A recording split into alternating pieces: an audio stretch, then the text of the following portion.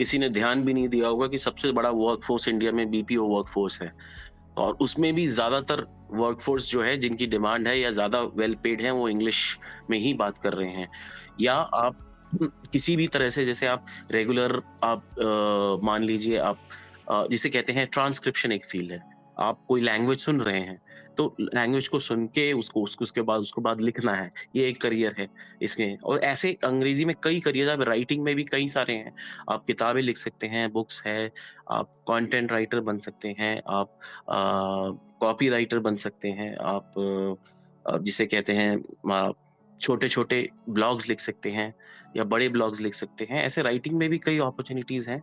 इस तरह से स्पीकिंग का तो कुछ कहना ही नहीं है, वो तो बहुत ही क्लियर है, सब दुनिया भर की अपॉर्च्युनिटीज़ उसके अंदर आपको मिलेंगी।